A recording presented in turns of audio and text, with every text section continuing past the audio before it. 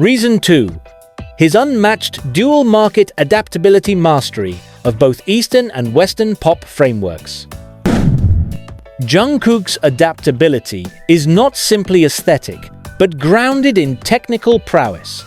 His vocal agility, for instance, suits both markets.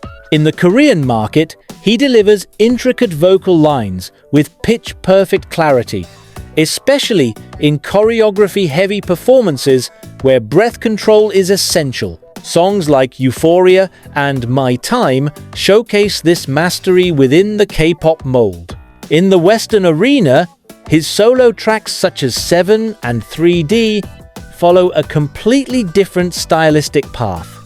These songs rely heavily on English lyrics, trap beats, and sensual delivery elements more familiar in Western R&B and hip-hop-inspired pop. He shifts into this sonic universe without compromise or awkwardness, an ability rare even among bilingual artists. His tone adapts, brighter and more open in K-pop ballads, deeper and breathier in Western pop singles. This technical flexibility supports a rare kind of cross-cultural resonance. Jungkook's training history supports this dual-market adaptability. As a trainee under Big Hit Entertainment, he underwent an intensive K-pop idol system from the age of 13.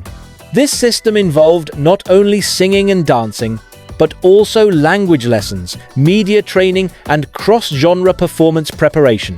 Few Western artists experience anything remotely comparable.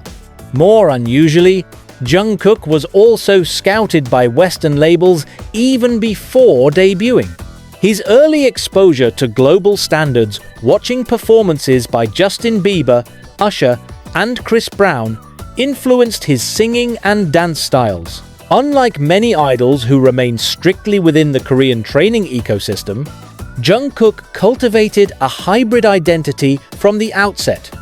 This allows him to fluidly switch between a Korean idol and a global pop star without inconsistency or loss of authenticity. Another key factor is Jungkook's cultural awareness, enabling him to code switch between fan expectations and artistic norms across regions. In Korean markets, he maintains humility, respect for hierarchy, and collective branding traits prized in East Asian media. He behaves accordingly in Korean interviews, military enlistment events, and traditional media appearances, respecting the norms of his home culture. When in Western contexts, however, he loosens his image. In interviews with Zane Lowe or during live stages in the US, he exhibits more casualness, humor, and individual expression.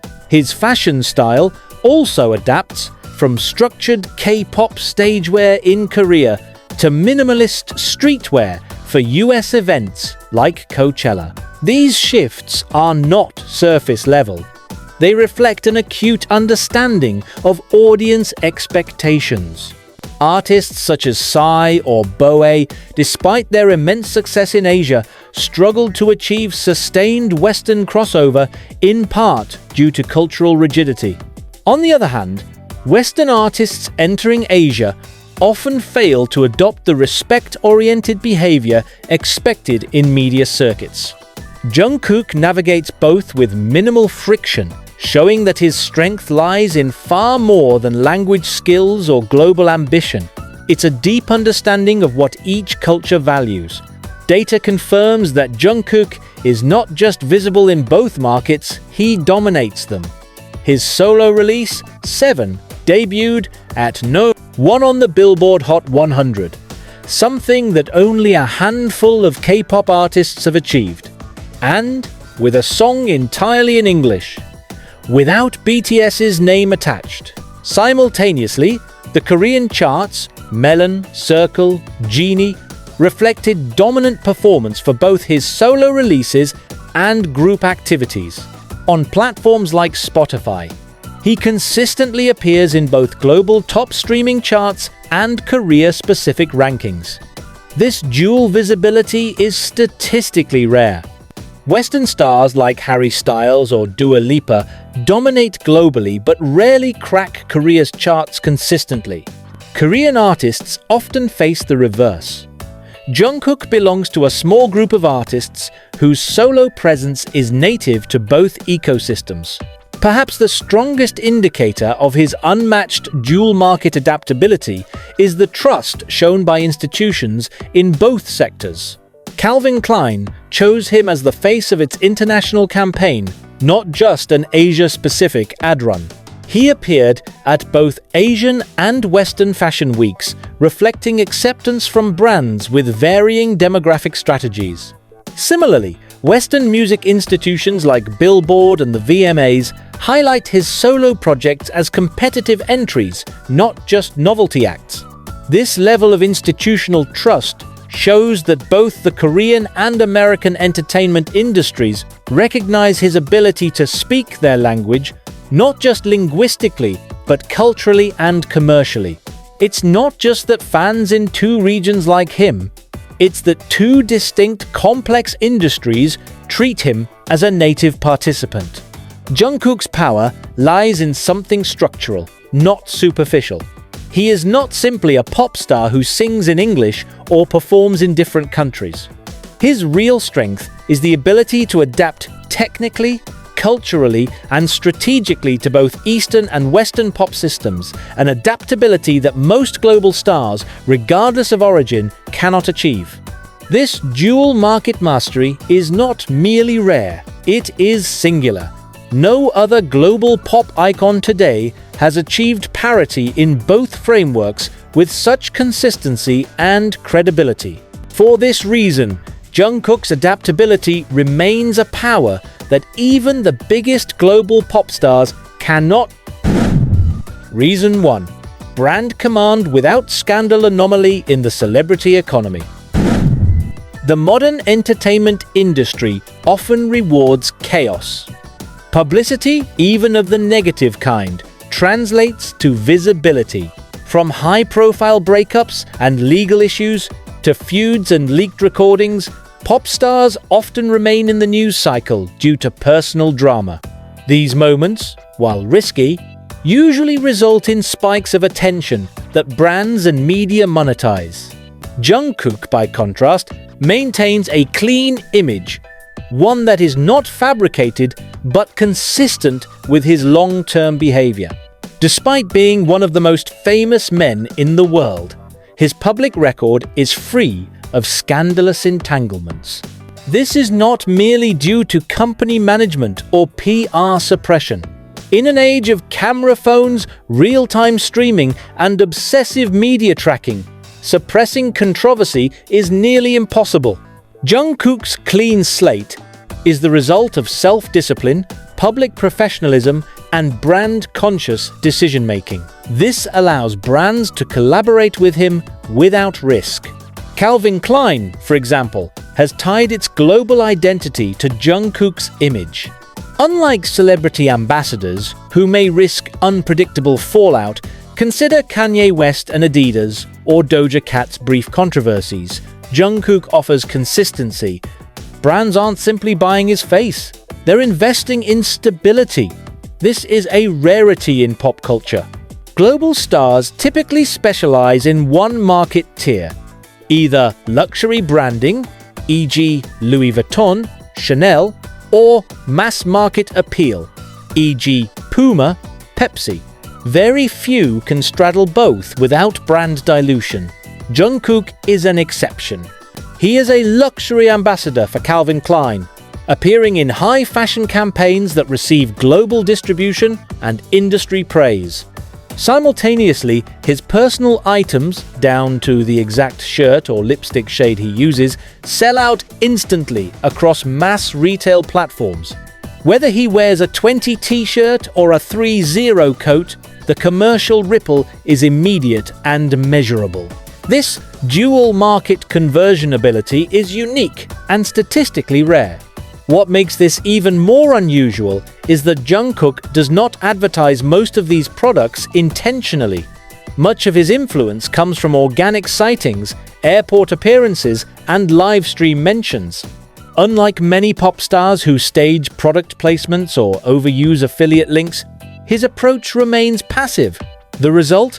Higher credibility and authentic consumer trust. Another key feature of Jungkook's brand command is his precise use of social media. Many pop stars inflate their digital presence to maintain relevance, often resulting in overexposure, missteps, or declining novelty.